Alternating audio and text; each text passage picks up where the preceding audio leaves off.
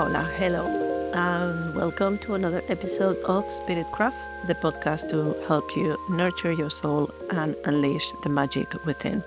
I'm Marta, your host, and I am very happy to be here one more week talking about ancestors. Last time we talked about setting up an ancestor altar and creating simple daily rituals.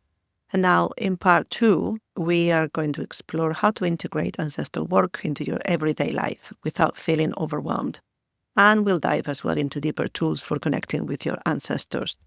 In this episode, we briefly touch on sensitive topics like colonization, slavery, and generational trauma. I am not diving deeply into this subject, but I want to acknowledge that they might be emotionally challenging for some listeners.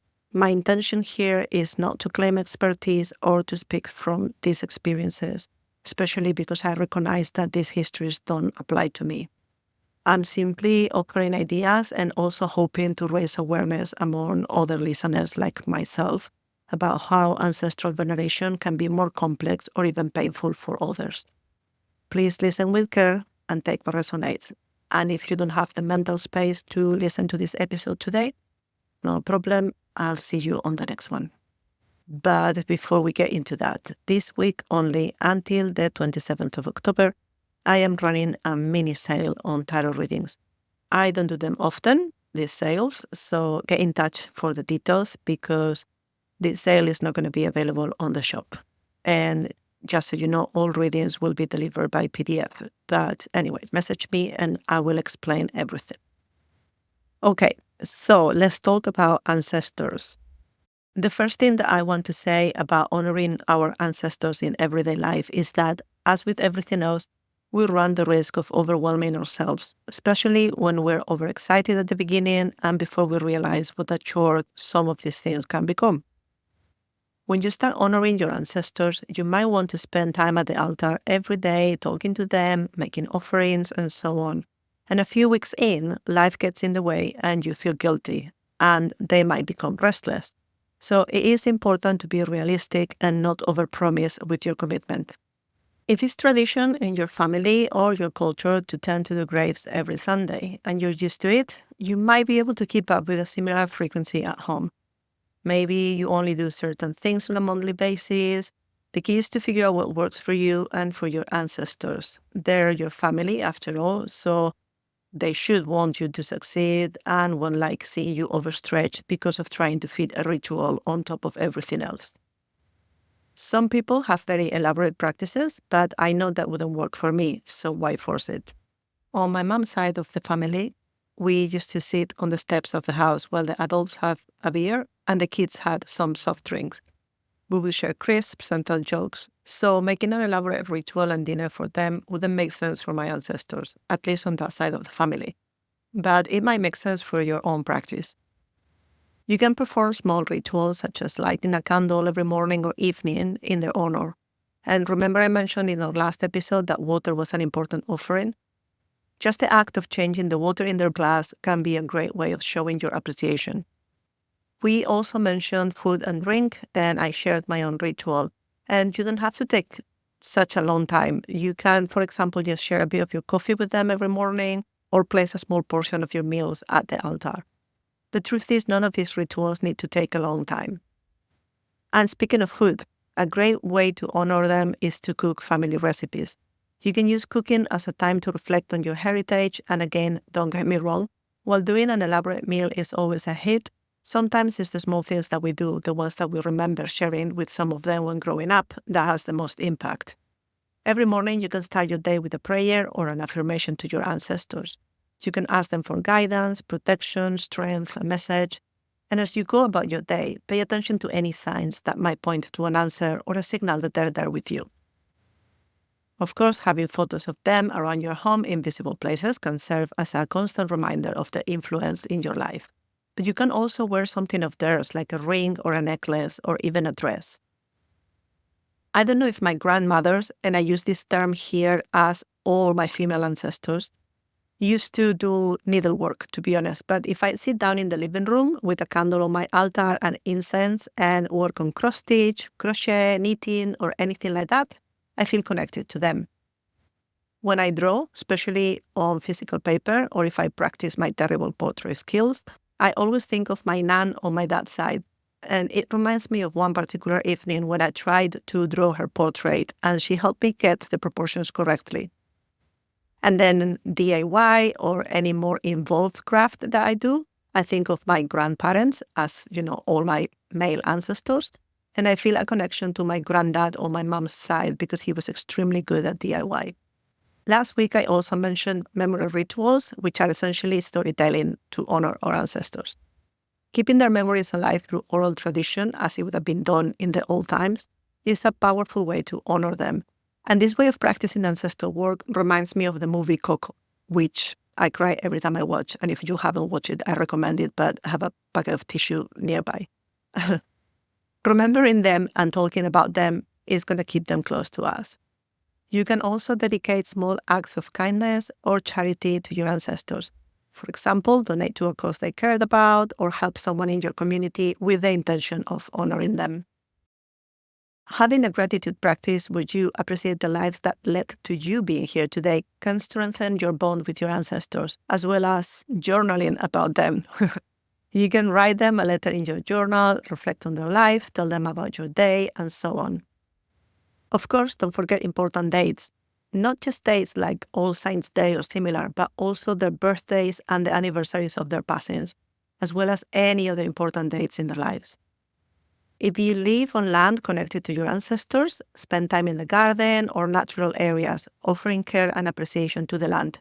You could also make small offerings like water, local seeds, flowers, or herbs to the earth in their honor. You can also honor the ancestors of the land where you currently live, especially if you are not native to it. Take time to learn about the history and culture of the land's indigenous people and incorporate their memory into your practice. As I mentioned last time, your ancestors made it possible for you to be here. It's hard to think of this sometimes, but their life was not as easy as ours. Creating a good life for yourself is such a meaningful way to acknowledge the sacrifices and hard work of those who came before us. For many of our ancestors, especially those from middle to lower classes, like laborers, farmers, and workers, life was often about survival and hard labor. By living fulfilling, joyful lives and achieving things that they might not have had the opportunity to, we are carrying their legacy forward. For many ancestors, education or pursuing passions was a luxury. Striving to gain knowledge through formal education, reading, or skill building honors their sacrifices. Whether it's completing a university degree, learning a trade, or mastering a craft, these pursuits reflect the opportunities they worked so hard to provide for future generations. A lot of them also lived paycheck to paycheck or struggled to make ends meet. By striving for financial security, budgeting wisely, or even planning for generational wealth like savings or property ownership, you're ensuring that the hardships they endure have contributed to a more stable future for their descendants. Unless you come from privileged families, some or many of your ancestors often had to endure tough working conditions, poor healthcare, and high levels of stress. By focusing on your own mental, emotional, and physical health, you honor their resilience and work to improve the quality of life they might not have had access to. This could mean prioritizing self-care, attending therapy, or simply living a more balanced, mindful life. If your ancestors worked physically demanding jobs, they might not have had the luxury of pursuing their passions. Honoring them by following your creative passions, whether it's painting, writing, gardening, or any other form of self-expression, is going to bring their spirit into your present life. Allowing yourself to truly enjoy your free time and engage in a hobby is such a great way to say thank you. Our grandmothers worked tirelessly to provide for their families and create homes. So we should continue this legacy by nurturing a loving, warm environment for our families, our children, friends, or even community, because they likely lived in communities where people helped each other through tough times. So volunteer, support a local cause, or simply be a good neighbor. All of these are going to honor the spirit of connection and mutual aid.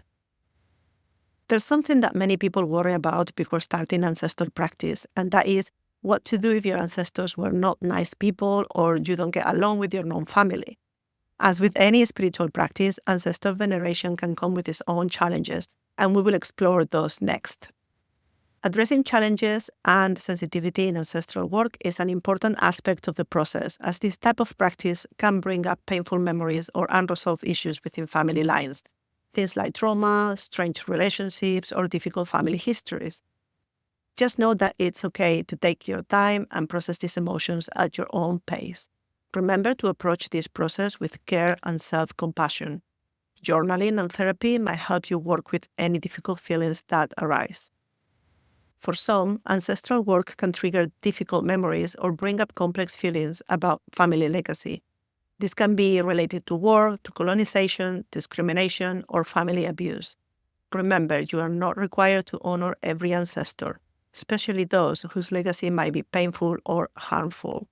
It's okay to focus on the ancestors that uplift you or even to work through the healing process for those who caused harm.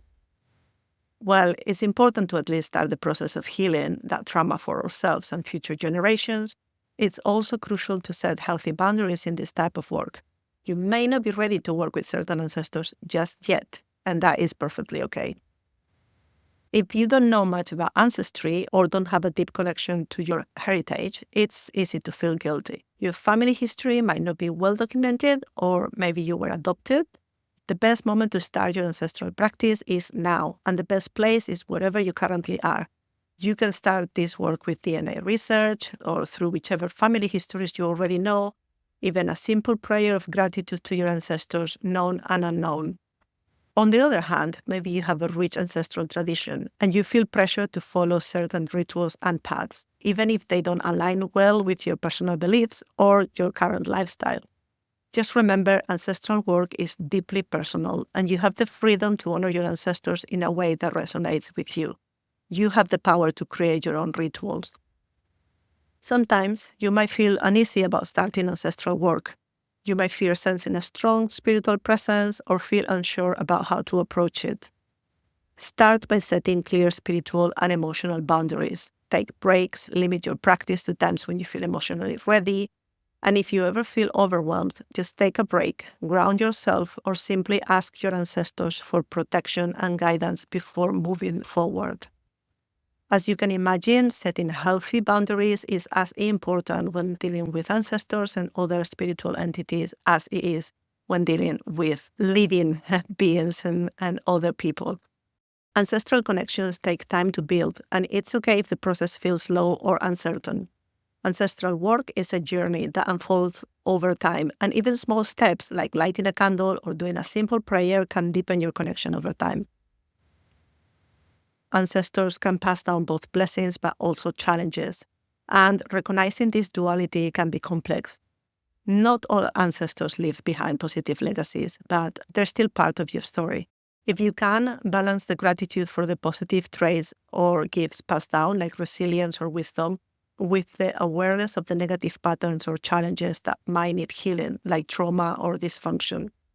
Part of ancestral work is learning how to integrate those gifts and heal the wounds that might have been passed down. For some, ancestral work involves reconnecting with cultures that were suppressed or lost due to colonization, slavery, or forced migration. Others may face challenges of not feeling fully connected to their heritage because of mixed ancestry or complex identities. Honor the diversity and complexity of your ancestry and approach ancestral work with an open mind. It's important to approach this work with care, both for yourself and for others whose experiences might be different from your own. Everyone's relationship with their ancestors can be deeply personal, and for some, it might mean healing wounds that go back generations. Honoring ancestors from communities that have historically been marginalized or taken advantage of can be a deeply healing and empowering process. As I share some ways in which you can honor your ancestors, if that's your case, I want to emphasize that this is just one way from my point of view. I would like to invite your own stories and experiences if you're happy to share, as my focus is to always learn. For communities that have faced oppression or exploitation, honoring ancestors can mean celebrating resistance and survival. This can mean many different things, including reclaiming language, culture, traditions, and land, as a way to reconnect with cultural roots that might have been forcibly taken or that survived despite oppression. It's a beautiful act of revival and resistance, ensuring that future generations stay connected to the rich cultural heritage. Of course, many of these ancestors fought for freedom and justice. Honoring their legacy could involve continuing that fight today, such as advocating for social justice and human rights. For some communities, ancestral veneration also involves acknowledging and healing generational trauma caused by centuries of displacement, oppression, or enslavement, passed down through generations. Creating sacred spaces for this healing honors their ancestors while breaking cycles of pain for future generations. Ancestral work may also mean reconnecting with the land itself. The land holds the memory of those who came before, and by caring for it or even advocating for its protection, people can maintain the ancestral connection. Honoring ancestors could mean learning and passing on cultural knowledge, usually passed down orally, to future generations, ensuring that these traditions remain alive. Many ancestors, especially from marginalized communities, were invisible in the historical record, and honoring these ancestors may involve telling their stories, even if they were forgotten or overlooked. It's about recognizing the contributions of those who were invisible, even if their names are not known. As someone from a European background, I understand that the way I do ancestral work might be different from others. I want to honor and respect that in other communities, ancestral work can involve reclaiming traditions, healing generational trauma, and celebrating resilience. Personally, it might mean acknowledging and healing the damage that my ancestors may have done to other cultures. After all, Spain colonized a large part of the world. This is part of my own personal exploration of ancestry, and I hope to inspire others to reflect on their own ancestry and present this as an invitation for introspection. There are so many tools available to help us connect with our ancestors, and not all of them are limited to spiritual work. As your connection with your ancestors deepens, you might find that new tools or more advanced practices emerge. Let's explore a few ways to take this connection further through journaling, dream work, and even divination. Of course, I'm a super fan of journaling, and you know what you have to do. Check if there's anything you need to improve your wellness right now. So it shouldn't come as a surprise that this features heavily on my ancestral practice. Dedicate a specific journal to document ancestral messages. You may want to write down thoughts, questions, dreams, and signs, and keep an eye for patterns and symbology. I mentioned earlier that part of ancestral work is working through ancestral healing. And working with a spiritual life coach can help with this, but you can also do work on your own if you're up for it, to heal inherited patterns or unresolved family issues. You can use meditation for ancestral healing as well as energy healing, such as Reiki. And if you do tackle this on your own, bear in mind that it can uncover uncomfortable feelings and bring light into your shadows, so make sure that you have a good support system or speak to a mental health professional if you need it. Our ancestors can appear in our dreams with messages and guidance, so why not create an intentional practice where you actively invite your ancestors into your dreams? When you go to bed, have a short ritual to invite your ancestors to come to you in your dreams. You can ask them a specific question or simply ask for their presence. Keep your dream or ancestor journal by your bed so you can write down your dreams when you wake up. Your ancestors can become guides in decision-making, spiritual growth, or protection. Of course, you always have the final word because this is your life after all, but you can ask them for their input to help you make decisions. Next time you're facing a challenge, sit quietly and ask your ancestors for guidance. You may receive intuitive thoughts or feelings guiding you in the right direction. Thanks to advances in medicine and technology, we have a powerful tool that we can use to find out more about our history, and that's DNA testing. Coupled with genealogy websites, we can now trace our family tree, identify relatives, and discover our family history. And you can investigate unknown branches in your family tree and maybe balance it out with spiritual work. You can then work on creating a family tree as a piece of ancestral art and creativity.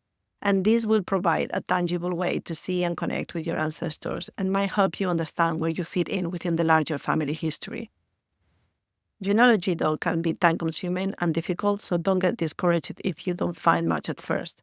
Start by looking into the facts that you know, talk to the elders in your family if you can, and slowly build up your knowledge. I recently discovered a huge branch in my own ancestry through one of these DNA websites and the hard work of someone else who happens to share a common ancestor with me. Another tool that I use regularly when connecting with my ancestors is tarot and oracle cards because they help me communicate through symbols and archetypes. And I have a couple of oracle decks that I love using for ancestor communication, so I'm going to leave links in the show notes if you want to check them out. The thing to remember is that ancestral work is not about the initial connection. Over time, it becomes about integrating their wisdom and healing wounds passed down through generations. Through ancestral practice, you can deepen your connection with your ancestors and build personal growth while working through challenges and receiving their guidance. Remember, it's not only your blood ancestors that you can work with, though. Connecting with the ancestors of the land is a great way to show respect for the place you live in and those who were there before you, from whom the land might have even been stolen. It can also deepen your connection to nature and the land you live in, and teach you many things about the environment, the seasons, and how to live in harmony with the planet. And you can also work with collective ancestors, which are those that are part of your cultural or spiritual heritage. The thing is, when starting an ancestor practice, you are maybe going to feel overwhelmed by the possibilities and plagued with questions.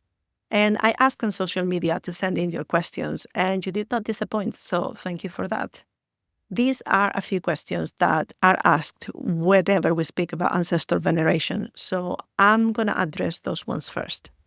For example, what if I don't know much about my family history? Can I still do this work? Yes, you definitely can do this work. It doesn't matter if you don't know much about your history or anything at all. Some people may have limited or no information about their birth family for whatever reason. You don't need to call them by name. You can simply work with the ancestors that came before you, known and unknown. You literally could start your practice by saying something like, I call upon my ancestors, known and unknown, from all corners of my lineage. I invite your wisdom, guidance, and protection into my life. May your strength support me as I walk my path, and may your connection grow with love and respect. I honor your presence today and always. Another common question is, what if I have a complicated relationship with my family or ancestors? Let's be honest, many of us, especially those with non-normative lives, would have probably clashed with a few of our ancestors, practicing witchcraft, belonging to LGBTQ+, being unmarried but sexually active, and alone, etc. I want you to understand and remember two important things. 1. You do not have to work with any ancestors you don't want to. And 2, I can assure you, someone, somewhere in your family life, understands you because they've gone through the same. You can always tweak your ritual prayer to include only those ancestors who are open and kind and understanding of whatever situation you are in.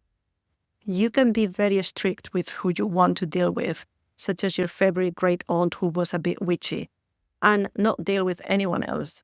You can also set boundaries. If you don't know much about them and you encounter an ancestor you're not happy with or that makes you uncomfortable, you can always ask them firmly and politely to leave. Okay, what else do we have here? Offerings. What kind of offerings should I make to my ancestors? Well, here the answer is going to be that it depends on your practice and your cultural tradition. Food and drink are pretty common. Sharing a meal with them is a lovely way of connecting with them. And of course, always be mindful of things like alcohol addiction. Sweets are good, but they can be high-value items and very coveted, so I usually avoid offering them often. However, they can serve as a strong connection. My grandmother on my dad's side always had these little violet-shaped sweets, and so this is something I offer her from time to time. Off the back of this question is the matter of salt. Usually salt is used to purify and cleanse a space, and it seems it can be a bit offensive to spirits. Should you add salt to the food you will be offering your ancestors? I want to highlight the difference between human spirits and any other kind of spirit. While a bowl of salt might be offensive to many spirits, and salt can be used to protect your home from negative entities, I firmly believe that our ancestors won't be offended by salt. Through history, salt has been a highly valuable ingredient. It has also been key to preserve food before we were able to use electricity and fridges. I can also think of a couple of my ancestors that might have cooked with quite a bit of salt. So adding salt to food offerings would almost be expected. I can totally imagine some of them complaining about bland food otherwise. I think there's always context to take into account. I have never done it, but I believe my ancestors would be happy as well if I offered them a pinch of salt in a bowl and not be expelled from the altar. As usual, see how it feels for you, and if in doubt, you can always check with them. But I think cooking with salt should not be a problem. It's not going to get your ancestors running for the hills. How do I know if my ancestors are listening or responding to me? This one is a tricky one to reply to because it will really depend on each person, and the useless answers that I have for you is, you'll know it when it happens. There's not one set of signals that you get when your ancestors are around you because, well, they're always around you, looking out for you anyway. For me, it's a feeling that I get, like a warm sensation, almost like someone is wrapping me in a warm blanket or a big hug. Sometimes it feels like a sense of relief and calm suddenly washing over me. At the beginning, I kept asking for signs, and you know that meme, I need a signier sign? Well, that was me. I just couldn't see until they got frustrated of me asking and made a light bulb pop with a loud noise that made me jump off my chair. And I still remember my reaction because I looked at the altar and simply said, okay, message received, you're here. After that, I just know. Sometimes it's a song that plays right at the exact moment, or I'll be walking down the street and someone is wearing a specific perfume. Sometimes it's just the feeling that someone has my back. Another question off the back of this one is, what are some signs that my ancestors are trying to communicate with me? And I think it's interesting because we've all been there at some point. The signs can be as varied as each of us. For example, I've mentioned perfume. Well, I used to sit on the edge of the bath and watch my granddad on my mom's side shave. He would get the cream and then I would watch him slowly slide the razor on his skin, rinse it in the sink over and over again. And at the end, he would grab an aftershave and gently slap his face a few times. And I remember the smell of that aftershave, even though he passed away over 30 years ago. It's not a popular aftershave nowadays. Nobody wears it anymore. And yet sometimes when I'm feeling down or lost, I will catch a sniff of it in the tube or at some other random place. For one of my friends, her very good friend who passed away sends hummingbirds. Signs are usually based on a common story you have with them. Sometimes it can be an obscure reference that you might have forgotten about though, and it only makes sense down the line. They can be animals, either the favorite one if they had one, an animal that represents them, or an animal that means something to you. They can be small signs that will remind you of your childhood or your hometown. Sometimes it's things people say out of the blue. Some of them might feel like a coincidence, and it's only weeks later that you realize it was a message. I want to say that there is no right or wrong way to practice ancestral veneration. As I've mentioned in the past, there are some traditions that have specific rules, so if you belong to one of them, you might need to adhere to those rules. Some of these traditions as well might be closed practices, which means only those initiated in those practices can actually practice them. However, as we saw in our previous episode, ancestral veneration is present all across the globe in many different cultures. Don't appropriate different traditions and try to pass them as your own, because after all, your ancestors won't understand or even appreciate when you do that. If you borrow from other cultures different from yours, because, for example, the land you live on, do so with respect, with humility, and a willingness to learn and understand. And if you get a strong no, just act accordingly. In these last two episodes, we have explored the many ways you can honor your ancestors, from simple daily rituals to deeper spiritual practices and tools for connection. Ancestral work is a lifelong journey, and I encourage you to find the practices that resonate most with you. Whether you're working through family challenges, looking for guidance, or simply honoring the legacy of those who came before, remember that this is your personal practice. If you have any more questions, or if you want to share your experiences, I would love to hear from you. I've already said it at the end of last episode. this is something that is very important to me. I love ancestral work. So I always want to learn about how other people honor their own ancestors. You can reach me on social media or through my website. And as always, if you enjoyed this episode, please leave a review or share it with others who might find it helpful. I just want to say that I'm going to create a companion blog post that will be out this weekend, because I have a few resources and things that I want to share, and I don't want to just put a couple of links on the show notes. So I'm going to give a bit more context into the resources that I have. And as usual, you can find the accurate transcriptions on the website. So I hope you enjoyed these episodes on ancestral veneration. I will be back with another episode next week if I have time. Hopefully there's not that long until my crazy deadlines are going to be finished.